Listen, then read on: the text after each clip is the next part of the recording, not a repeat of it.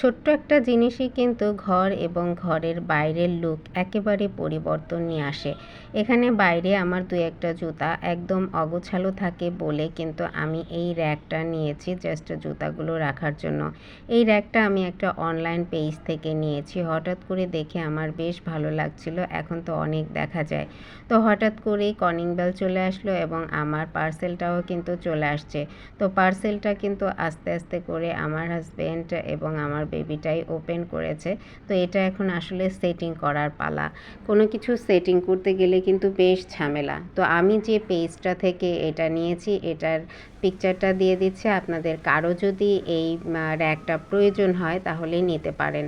খুবই সীমিত মূল্যে কিন্তু একদম আকর্ষণীয় সুন্দর একটা জিনিস পাওয়া যায় একদম ঘরের মধ্যেই। অর্থাৎ আপনি অর্ডার দিলেই কিন্তু আজকাল যে কোনো জিনিস ঘরেই চলে আসে, কষ্ট করে মার্কেটে যেতে হয় না। তো এখন হচ্ছে এটা সেটিং করার পালা। তো সেটিংটা কিভাবে করবে সেটাই আসলে দেখছিল। তো এই যে রাবারগুলো সুন্দর করে খুলছে। প্রতিটি জিনিসই আসলে খুব মায়া ভরা থাকে সংসারে, সেটা ছোট হোক অথবা বড়। আমরা যেটাই কিনি না কেন খুবই যত্নের সাথে সেটা রাখার চেষ্টা করি। যেহেতু এখন অনেক বছর হয়ে গিয়েছে বিয়ের প্রথম সাধারণত প্রতিটি হাজব্যান্ড ওয়াইফ ঘর সাজানো এবং ঘরের ফার্নিচার কোন জিনিসটা কোথায় লাগবে এগুলো খুব যত্ন করে কিনে থাকে। আমরাও অনেক যত্ন করে অনেক কিছু কিনেছি।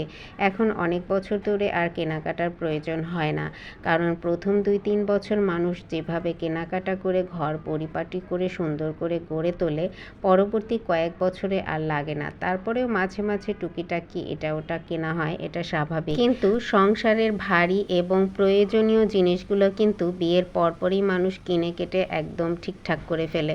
যেমন আমাদের বড় বড় যত ফার্নিচার এবং টুকিটাকি সংসারের যেসব জিনিসপত্র যেগুলো নিত্যদিন প্রয়োজন এবং তুলে রাখার পরেও কখনো কখনো প্রয়োজন, এই জিনিসগুলো কিন্তু 2-3 বছরেই মোটামুটি কেনা হয়ে গিয়েছিল।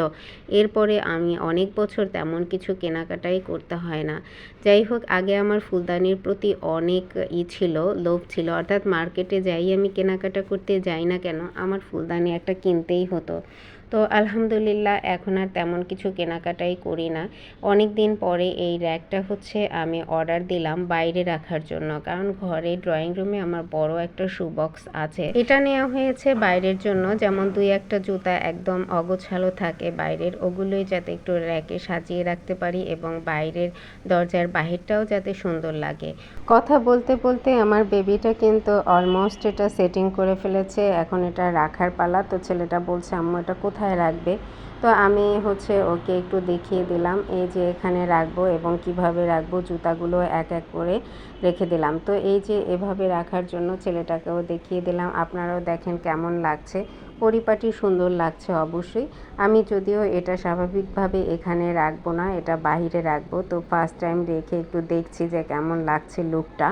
আসলে যেহেতু ভিডিওতে দেখেছিলাম সুন্দর লাগছিল, আমার কিন্তু একেবারে আমি যেরকম ভিডিওতে দেখেছিলাম ঠিক তেমনটাই পেয়েছি। একটু অনেক সময় দেখা যায় অনলাইনের যে কোনো জিনিস উল্টাপাল্টা হয়ে যায়, কিন্তু একেবারেই উল্টাপাল্টা হয় নাই, যেমনটা দেখেছিলাম তেমনটাই পেয়েছি। তো আমার এই র্যাকটা কেমন হলো সবাই একটু অবশ্যই কমেন্টে জানিয়ে যাবেন।